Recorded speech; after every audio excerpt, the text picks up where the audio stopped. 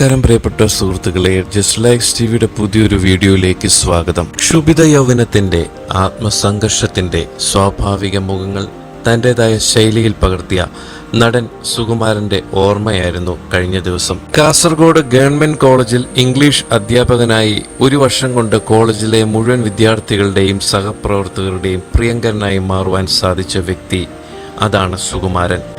1971-72 കാലത്താണ് അധ്യാപകനായി അദ്ദേഹം കാസർഗോഡ് എത്തിയത്. ഹോംലിങ്സ് എന്ന അന്നത്തെ ഒരു ലോഡ്ജിലെ താമസക്കാരനായിരുന്നു അദ്ദേഹം.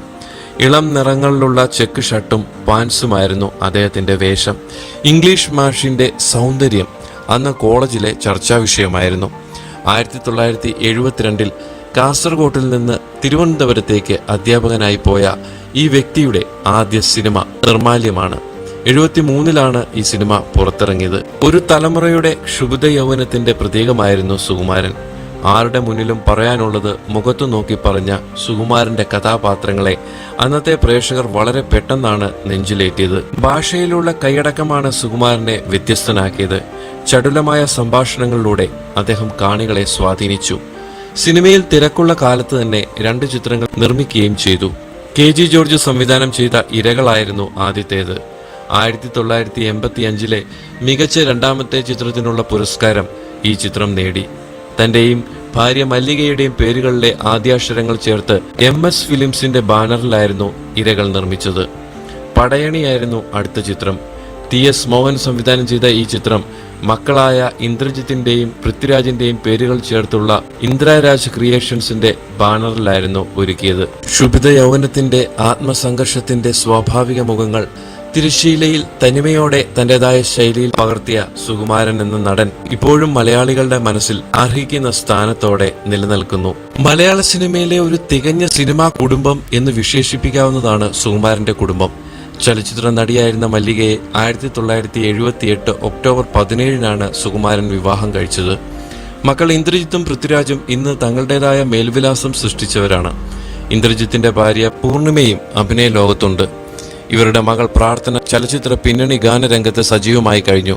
പൃഥ്വിരാജിന്റെ ഭാര്യ സുപ്രിയയാണ് പൃഥ്വിരാജ് പ്രൊഡക്ഷൻസ് എന്ന സിനിമാ നിർമ്മാണ കമ്പനിയുടെ അമരക്കാരി. കഴിഞ്ഞ തലമുറയുടെ മനസ്സിൽ ശോഭിക്കുന്ന യൗവനത്തിന് സുകുമാരന്റെ മുഖമായിരുന്നു. പഴയ മാമൂലുകളെ ചോദ്യം ചെയ്തുകൊണ്ട് ധിക്കാരിയെ പോലെയാണ് സുകുമാരൻ കയറി വന്നത്. 70കളിലും 80കളിലും രാഷ്ട്രീയത്തിലും കലയിലും പുതിയ ചെറുപ്പക്കാർ കടന്നുവന്ന് പഴയ സങ്കല്പങ്ങളെ ചോദ്യം ചെയ്ത കാലമായിരുന്നു. സിനിമയിൽ അതിനുള്ള നിയോഗം സോമനും സുകുമാരനും ജയനുമായിരുന്നു. അവരിൽ തന്നെ ഡയലോഗിന്റെ കാര്യത്തിൽ സുകുമാരനായിരുന്നു കേമൻ.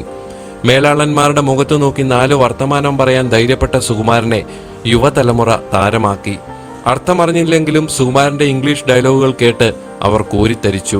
4-5 കൊല്ലത്തിനു ശേഷം അടുത്ത തലമുറയ്ക്ക് വഴിമാറിക്കൊടുക്കുമ്പോൾ സുകുമാരന്റെ പ്രായം 40 പോലും ആയിരുന്നില്ല. തന്റേതായ സാന്നിധ്യം അറിയിക്കാവുന്ന രംഗങ്ങളിലേക്ക് ആ നടൻ സ്വയം പറിച്ചു നട്ടു. നിർമാല്യത്തിലെ അപ്പുവിൽ തുടങ്ങി വംശത്തിലെ കുരിശിങ്കൽ വക്കച്ചൻ വരെ 250ഓളം വേഷങ്ങളെ അനശ്വരമാക്കി സുകുമാരൻ വിടവാങ്ങുമ്പോൾ 49 വയസ്സ് മാത്രമായിരുന്നു പ്രായം.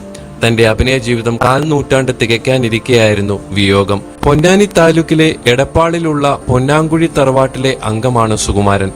എടപ്പാളിനടുത്ത് തന്നെയാണ് MTയുടെ ജന്മനാടായ കൂടല്ലൂർ. സുകുമാരന്റെ അമ്മാവൻ MTയുടെയും അദ്ദേഹത്തിന്റെ ജ്യേഷ്ഠ സുഹൃത്തുക്കളുടെയും സഹപാഠികളുമൊക്കെയായിരുന്നു. ആ അടുപ്പം പിന്നീട് MT അറിയപ്പെടുന്ന എഴുത്തുകാരനായപ്പോഴും തുടർന്നു വന്നു. 1972-73 കാലം MTയുടെ ആദ്യ സംവിധാന സംരംഭമായ നിർമാല്യത്തിന്റെ ചിത്രീകരണം എടപ്പാളിലും പരിസര പ്രദേശത്തുമായി നടക്കുന്നു. സുകുമാരന്റെ അമ്മാവന്മാരൊക്കെയാണ് ചിത്രീകരണത്തിന്റെ കാര്യങ്ങൾക്കായി ഓടി നടന്നിരുന്നത്. ഒരു കുടുംബകാര്യം പോലെ നടന്നുകൊണ്ടിരുന്ന ചിത്രീകരണത്തിനിടെ MTയുമായി ഒന്നിച്ചു യാത്ര ചെയ്യുവാനും സംസാരിക്കാനുമൊക്കെ സുകുമാരന് അവസരം ലഭിച്ചു. സിനിമയുമായി ബന്ധപ്പെട്ട ചർച്ചകളിലും സുകുമാരൻ പങ്കാളിയായി. അതിനിടയിലാണ് നടനാവാനുള്ള മോഹം സുകുമാരൻ MTയോട് തുറന്നു പറയുന്നത്. സ്കൂളിലോ കോളേജിലോ ഞാൻ അഭിനയിച്ചിട്ടില്ല. ഒരു കലാപ്രവർത്തനവും ഇതുവരെ ഉണ്ടായിട്ടില്ല. പക്ഷെ എനിക്ക് അഭിനയിക്കാൻ കഴിയും. സുകുമാരൻ പറഞ്ഞതിങ്ങനെയായിരുന്നു. ആ ആത്മവിശ്വാസത്തിന്റെ മാത്രം ബലത്തിൽ സുകുമാരൻ നിർമാല്യത്തിലെ അപ്പുവായി. PJ ആന്റണി അവതരിപ്പിച്ച വെളിച്ചപ്പാടിന്റെ നിഷേധിയായ മകൻ. ക്യാമറയ്ക്ക് മുന്നിൽ പരിചയക്കുറവിന്റെ പ്രശ്നങ്ങളൊന്നുമില്ലാതെ ആത്മവിശ്വാസത്തോടു കൂടെ തന്നെ സുകുമാരൻ നിന്നു. സുകുമാരൻ അന്ന് കാണിച്ച ആത്മവിശ്വാസം ശരിയാണെന്ന് പിന്നീട് കാലം തെളിയിച്ചു. MTയുടെ വളർത്തുമൃഗങ്ങൾ, വാരിക്കുഴി, വിൽക്കാനുണ്ട് സ്വപ്നങ്ങൾ, ഉത്തരം എന്നീ ചിത്രങ്ങളിലും പിന്നീട് സുകുമാരൻ അഭിനയിച്ചു. MT സംവിധാനം ചെയ്ത ബന്ധനം എന്ന ചിത്രത്തിലെ അഭിനയത്തിലൂടെയാണ് മികച്ച നടനുള്ള സംസ്ഥാന അവാർഡ് 1978 സുകുമാരന് ലഭിച്ചത്. നിർമാല്യം ദേശീയ പുരസ്കാരമൊക്കെ നേടുകയും മലയാളത്തിലെ എക്കാലത്തെ മികച്ച ചിത്രങ്ങളിലൊന്നായി എണ്ണപ്പെടുകയും ഒക്കെ ചെയ്തു. അതിലെ അപ്പുവിനെ അവതരിപ്പിച്ച സുകുമാരനും പിന്നീട് ശ്രദ്ധിക്കപ്പെട്ടു. പക്ഷെ സുകുമാരന് തുടർന്ന് നല്ല അവസരങ്ങളൊന്നും വന്നില്ല. എങ്കിലും അവസരം തേടി ഒരു നിർമ്മാതാവിന്റെയും വാതിലിൽ ചെന്ന് മുട്ടാൻ സുകുമാരനിലെ തറവാടി തയ്യാറായില്ല. കാത്തിരിപ്പ് 1-2 വർഷത്തിലേറെ നീണ്ടു. അതിനിടെ KP കുമാരന്റെ ലക്ഷ്മി ജീവിതം ഉൾപ്പെടെ ചില ചിത്രങ്ങളിൽ അഭിനയിച്ചു. പക്ഷേ സുകുമാരന്റെ സ്ഥാനം സിനിമയിൽ ഉറപ്പിച്ചത് സുരാസു ആദ്യമായി തിരക്കഥ എഴുതിയ ശംഖുപുഷ്പമായിരുന്നു. ബേബി സംവിധാനം ചെയ്ത ഈ ചിത്രം 1977 മാർച്ചിൽ പുറത്തിറങ്ങി. സുകുമാരന്റെ ഡോക്ടർ വേണു എന്ന കഥാപാത്രം പുത്തൻ താരോദ്യത്തിന് നിമിത്തമായി. സോമൻ, സുകുമാരൻ, ജയൻ എന്നീ താരങ്ങളുടെ ഉദയം അക്കാലത്താണ് സംഭവിക്കുന്നത്. കത്തിക്കയറുന്ന ഡയലോഗ് ഡെലിവറി ആയിരുന്നു സുകുമാരനെ ശ്രദ്ധേയനാക്കിയ പ്രധാന ഘടകം. ആ നടന്റെ പെർഫോമൻസിൽ നല്ല 4 ഡയലോഗ് കൂടി ഉണ്ടായാലേ ആരാധകർക്ക് തൃപ്തി വരുമായിരുന്നുള്ളൂ. സ്ക്രിപ്റ്റ് എഴുതുന്നവരാകട്ടെ നീളൻ ഡയലോഗുകൾ സുകുമാരന്റെ വായിൽ വെച്ചു കൊടുത്തു. കോലിളക്കം, അങ്ങാടി, ചാകര, ആക്രമണം, അഗ്നിശരം, അവളുടെ രാവുകൾ, മനസാ വാച കർമ്മണ, സ്ഫോടനം എന്നിവയൊക്കെ അതിൽ ആഘോഷിക്കപ്പെട്ട ചില ചിത്രങ്ങളാണ്. പക്ഷേ വാണിജ്യപരമായ ചിത്രങ്ങളിലെ വേഷങ്ങൾക്കൊപ്പം തന്നെ അഭിനയ സാധ്യതയുള്ള കഥാപാത്രങ്ങളും സുകുമാരനെ തേടിയെത്തി. സിനിമയിലെ ഹീറോകൾ പ്രേമനായകന്മാർ കൂടെയാകാറുണ്ട്. സുകുമാരന്റെ റോളിലും കാമുകന്മാരുണ്ടായിരുന്നു. പക്ഷേ വെറും മരഞ്ചുറ്റി പ്രേമിക്കാനും പാട്ടുപാടാനുമുള്ള പൈങ്കിളി പ്രേമരംഗങ്ങളായിരുന്നില്ല അവയൊക്കെ. രൂപസൗന്ദര്യത്തിനപ്പുറം വ്യക്തിത്വമുള്ളതായിരുന്നു ആ കാമുക വേഷങ്ങൾ. വിവരമുള്ള കാമുകനായിരുന്നു സുകുമാരൻ. ഞാൻ നിന്നെ സ്നേഹിക്കുന്നു എന്ന പതിവ് ഡയലോഗ് സുകുമാരൻ പറഞ്ഞാൽ അതിലൊരു വ്യക്തിത്വമുണ്ടായിരുന്നു.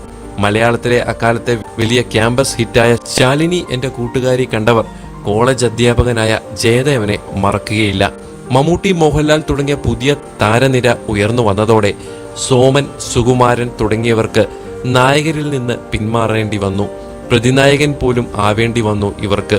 എങ്കിലും തന്റെ റോളിനെ കുറിച്ച് വ്യക്തമായ ബോധ്യമുണ്ടെങ്കിലേ സുകുമാരൻ അഭിനയിക്കാൻ തയ്യാറായുള്ളൂ. വിറ്റ്നസിലെ CA തോമസ് മാത്യു, കാർണിവലിലെ ചന്ദ്രപ്പൻ ബായി, ആവനാഴിയിലെ വക്കീൽ, കോട്ടയം കുഞ്ഞച്ചനിലെ കോര, ഉത്സവ പിറ്റേന്നിലെ ഏട്ടൻ തമ്പുരാൻ, ആഗസ്റ്റ് 1 മുഖ്യമന്ത്രി തുടങ്ങിയ വേഷങ്ങൾ നായകൻ അല്ലെങ്കിലും നായകനോളം പ്രാധാന്യമുള്ളവയായിരുന്നു. ഏറ്റവും എടുത്തു പറയേണ്ടതാണ് CBI ഡയറി കുറിപ്പിലും അതിന്റെ തുടർച്ചയായ ജാഗ്രതയിലും സുകുമാരൻ അവതരിപ്പിച്ച DYSP ദേവദാസിന്റെ വേഷം. പണം കിട്ടിയാൽ ഏതു വാദിയെയും പ്രതിയാക്കുന്ന വിധം കറപ്റ്റഡായ പോലീസ് ഉദ്യോഗസ്ഥൻ. പണ്ടെങ്ങോ ഒരു ചക്ക വീണപ്പോൾ മുയല് ചത്തെന്ന് കരുതി എപ്പോൾ ചക്ക വീണാലും മുയല് ചാവുമോ സ്വാമി തുടങ്ങിയ സുകുമാരൻ ഡയലോഗുകളൊക്കെ പ്രേക്ഷകർക്ക് സുപരിചിതം. പിന്നീട് ഒരു വർഷം 40 ചിത്രങ്ങളിൽ അഭിനയിച്ച സുകുമാരന് അത് 4 ചിത്രങ്ങളായി ചുരുങ്ങി. അപ്പോഴും അവസരം തേടി പോയില്ല. സുകുമാരൻ അഭിനയിച്ച എല്ലാ സിനിമകളുടെയും പ്രത്യേകത സുകുമാരനെ മാറ്റി നിർത്തി ആ ചിത്രത്തെ ഓർക്കാനാവില്ല എന്നുള്ളതായിരുന്നു. CID ഉണ്ണികൃഷ്ണൻ, BA B.Ed, പിൻഗാമി, സൈന്യം, ഭരണകൂടം, ഇന്ത്യൻ മിലിറ്ററി ഇന്റലിജൻസ് തുടങ്ങിയവയാണ് അവസാന കാലത്ത് അദ്ദേഹം അഭിനയിച്ചവ. ശിബിരത്തിലാണ് അവസാനം അഭിനയിച്ചത്. 1997 ജൂൺ 16 സുകുമാരൻ അന്തരിച്ചു. ഒരു സിനിമ സംവിധാനം ചെയ്യണമെന്ന ആഗ്രഹം സുകുമാരനുണ്ടായിരുന്നു. തോപ്പിൽ വാസിയുടെ ഒളിവിലെ ഓർമ്മകൾ അതിനുള്ള സബ്ജക്റ്റായി മനസ്സിൽ കണ്ടിരുന്നു. അതിനൊക്കെയുള്ള ചർച്ചയും നടന്നിരുന്നു. വർഷങ്ങളോളം ഇക്കാര്യം മനസ്സിൽ കൊണ്ടു നടന്നു. ചില സുഹൃത്തുക്കളോട് ഇക്കാര്യം പങ്കുവെക്കുകയും ചെയ്തിരുന്നു. പക്ഷേ അതിനൊന്നും കാലം സുകുമാരന് സമയം കൊടുത്തില്ല. പ്രിയപ്പെട്ട നടൻ സുകുമാരനെ കുറിച്ചുള്ള ഇന്നത്തെ വീഡിയോ നിങ്ങൾക്ക് എല്ലാവർക്കും ഇഷ്ടമായെന്ന് വിചാരിക്കുന്നു. ഇതുപോലെയുള്ള വീഡിയോകൾക്കായി നിങ്ങൾ ഈ ചാനൽ സബ്സ്ക്രൈബ് ചെയ്യാൻ മറക്കരുത്.